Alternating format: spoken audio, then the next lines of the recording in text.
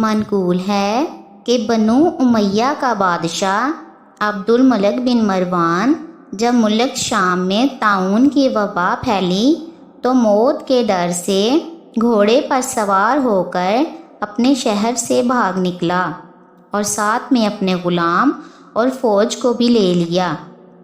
اور وہ طاعون کے ڈر سے اس قدر خائف اور ہراساں تھا کہ زمین پر پاؤں نہیں رکھتا تھا بلکہ گھوڑے کی پشت پر سویا کرتا تھا۔ دوران سفر میں ایک رات اس کو نیند نہیں آئی تو اس نے اپنے غلام سے کہا کہ تم مجھے کوئی قصہ سناؤ۔ تو ہوشیار غلام نے بادشاہ کو نصیحت کرنے کا موقع پا کر یہ قصہ سنایا کہ ایک لومڑی اپنی جان کی حفاظت کے لیے ایک شیر کی خدمت گزاری کیا کرتی تھی، تو کوئی درندہ شیر کی ہیبت کی وجہ سے لومڑی کی طرف دیکھ نہیں سکتا تھا، اور لومڑی نہایت ہی بے خوفی اور اطمینان کے ساتھ ساتھ خدمت میں زندگی بسر کرتی رہی۔ اچانک ایک دن ایک عقاب لومڑی پر جھپٹا تو لومڑی بھاگ کر شیر کے پاس چلی گئی اور شیر نے اس کو اپنی پیٹھ پر بٹھا لیا۔ عقاب دوبارہ جھپٹا اور لومڑی کو شیر کی پیٹھ پر سے اپنے چنگل میں دبا کر اڑ گیا۔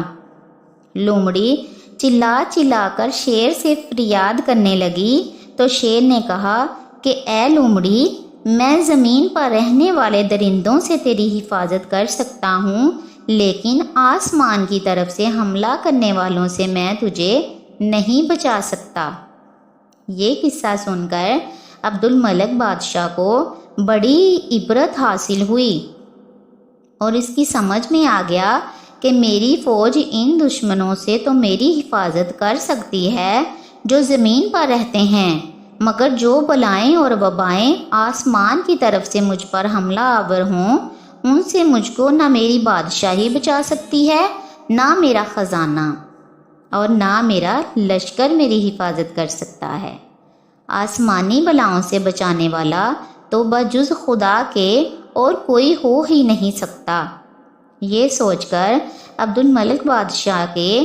دل سے طاعون کا خوف جاتا رہا اور وہ رضائے الہی پر راضی رہ کر سکون و اطمینان کے ساتھ شاہی محل میں رہنے لگا۔